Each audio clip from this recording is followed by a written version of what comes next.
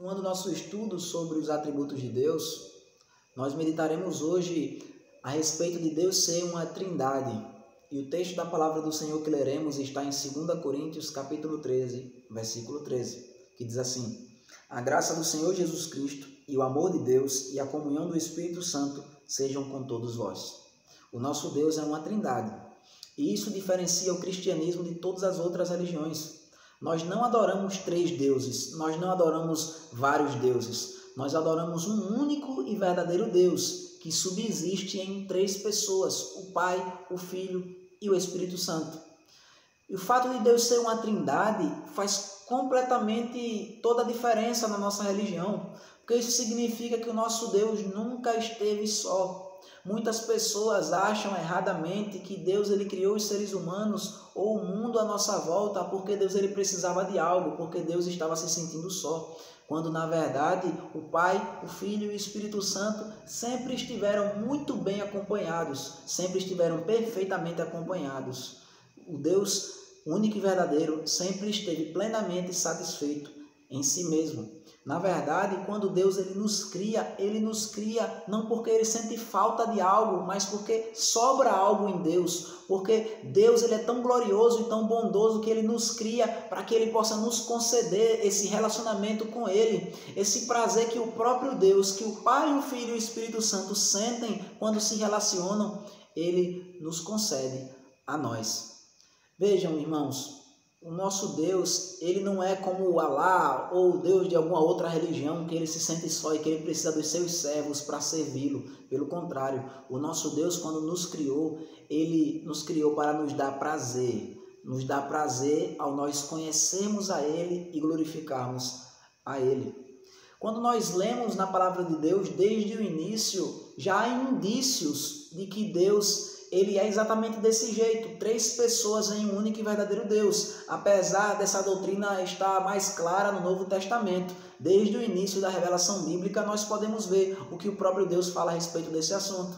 Quando nós vamos no primeiro capítulo da Bíblia, ele já fala que no princípio criou Deus o céu e a terra, que a terra estava sem forma e vazia e que o Espírito de Deus pairava sobre a face das águas. Então Deus disse: haja luz. Vejam, irmãos, quando nós vamos ler João, capítulo 1, ele vai dizer que Jesus ele era o verbo, Jesus ele era a palavra de Deus que criou todas as coisas. Então, quando nós vamos ler Gênesis, capítulo 1, nós vemos que há Deus que criou os céus e a terra, há a palavra dele por meio da qual ele criou todas as coisas e há o Espírito Santo pairando sobre a face das águas.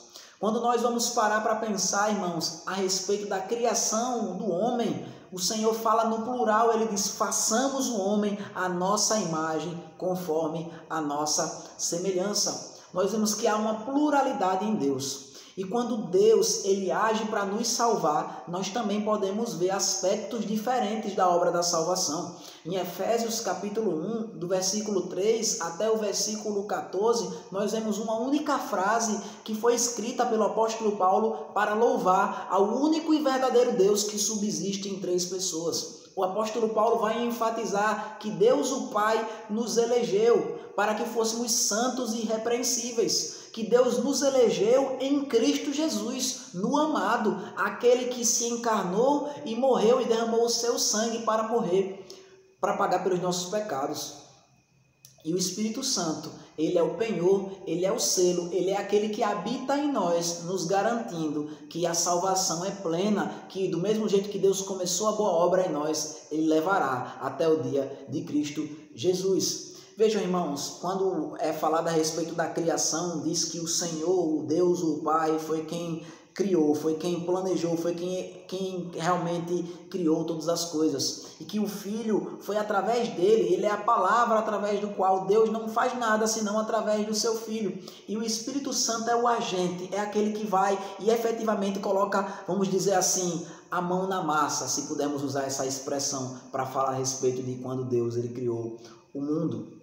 Quando nós paramos para pensar a respeito da salvação, como vimos em Efésios capítulo 1, é muito parecida a relação entre a criação e a redenção, a nossa salvação. Deus o Pai nos elege, Ele nos escolhe. Deus o Filho, Ele paga o preço pelos nossos pecados. E Deus o Espírito Santo, Ele nos garante. Ele efetivamente habita dentro de nós, para que nós possamos chegar até a salvação plena.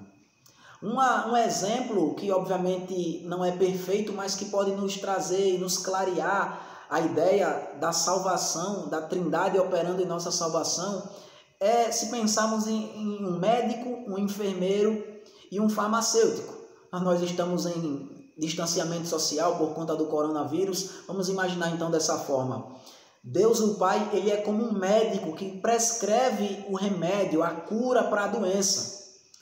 Deus o Filho, Ele é como o farmacêutico, Ele elabora o remédio para a doença no seu próprio sangue. Jesus, o sangue de Cristo, é o remédio para a nossa doença, que é o nosso pecado.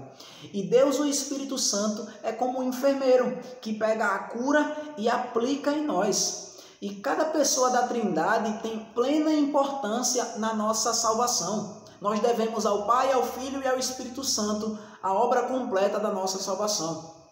A palavra de Deus, ela nos ensina que o Pai, o Filho e o Espírito Santo são igualmente Deus, mas ao mesmo tempo, na hora de operar nesse mundo, na hora de se revelar, há uma ênfase em cada uma das pessoas. Como nós acabamos de ler aqui em 1 Coríntios capítulo 13, o texto ele ressalta, quando vai falar a respeito da pessoa de Jesus Cristo, ele fala a respeito da graça de Jesus. Por que isso? Porque na palavra de Deus é sempre nos dito que Jesus ele se entregou voluntariamente. O Senhor Jesus ele se entregou graciosamente para que nós fôssemos perdoados dos nossos pecados.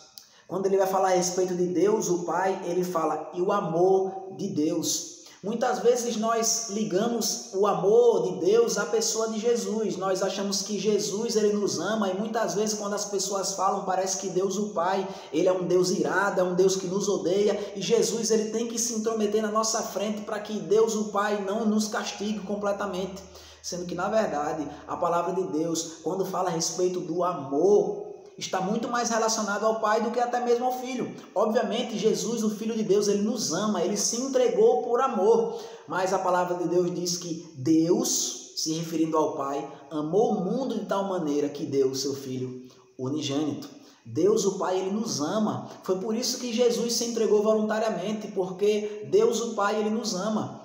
Um pastor do século XVII, John Owen, ele fala que quando nós nos aprofundamos no amor do Filho, nós vemos que a origem desse amor é o amor do Pai.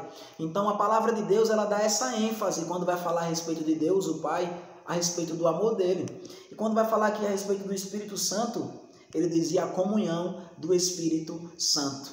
Porque o Espírito Santo é aquele que habita em nós. E é através do Espírito Santo que nós nos relacionamos com o Filho e com o Pai. Na verdade, se lemos Romanos capítulo 8, onde vai falar que não há nenhuma condenação para aqueles que estão em Cristo Jesus, ele fala que Cristo habita em nós por meio do seu Espírito, que em nós habita. A palavra de Deus vai nos falar na grande comissão que nós devemos ser batizados em nome do Pai, do Filho e do Espírito Santo. E Jesus ele promete que estará conosco todos os dias até a consumação do século. E como é que Jesus Cristo faz isso? Porque nós sabemos pela sua palavra que Jesus Cristo, o seu corpo fisicamente, ele está no céu, sentado à destra de Deus. Mas Jesus Cristo ele habita em nós através do seu Espírito Santo, como diz a sua santa palavra. Então, irmãos, a doutrina da Trindade é algo profundo, é algo elevado demais, que nós não conseguimos nem arranhar a superfície dessa doutrina. Mas, ao mesmo tempo, nós podemos estudar a palavra de Deus e uma pessoa nos leva a outra pessoa da divindade e, na verdade, é um único e verdadeiro Deus. Mas, quando nós olhamos para cada pessoa, nós somos levados ao único Deus verdadeiro. Mas, quando nós olhamos para o único Deus verdadeiro e nós entendemos que Ele é uma Trindade, nós podemos compreender com mais profundidade, nós podemos conhecer o nosso Deus com mais profundidade e nos relacionar melhor com Ele. Se nós pararmos para pensar em Jesus, o sobrenome de Jesus, ou melhor, o título de Jesus, que é o Cristo, que acabou virando um sobrenome, significa Messias, que significa ungido. A palavra ungido, a palavra Cristo, a palavra Messias ela é um título que é dado a Jesus, mas ao mesmo tempo é um título que se refere a toda a Trindade. Porque vejamos, Jesus, ele foi ungido por alguém, ele foi ungido por Deus o Pai. Deus o Pai ungiu Jesus Cristo. E com o que Jesus foi ungido? Ele foi ungido com a pessoa do Espírito Santo. E justamente no primeiro sermão em que Jesus vai pregar no Evangelho de Lucas, ele diz essas palavras, que o Espírito do Senhor está sobre ele. As primeiras palavras de Jesus, quando ele vai pregar em Lucas, é justamente falar a respeito da Trindade, falar que ele foi ungido, e ele foi ungido com o Espírito Santo, para que ele pudesse ser o nosso rei, o nosso profeta e o nosso sacerdote, para que ele pudesse operar toda a obra de salvação por nós. Não foi apenas Jesus, mas toda a Trindade estava envolvida. Até mesmo quando Jesus ele fazia todas as coisas que ele fazia, ele dizia para nós que ele fazia não a sua própria vontade, mas a vontade do Pai. E Jesus ele operava absolutamente todas as coisas que ele fazia no poder e no auxílio do Espírito Santo. Nós, como cristãos, irmãos, somos chamados a adorar o nosso Deus único e verdadeiro, que apesar de não compreendermos perfeitamente ou completamente como o nosso Deus é, nós podemos contemplar, e aquilo que sua palavra revela a respeito dele, mostra que o nosso Deus é digno de toda honra, de toda glória e de toda adoração. Que nós possamos olhar para o Pai, para o Filho e para o Espírito Santo, e possamos ver em cada um deles, e que possamos ver nos três, na unidade do Deus triuno, a beleza e a glória do Deus, que é o nosso único e verdadeiro Salvador.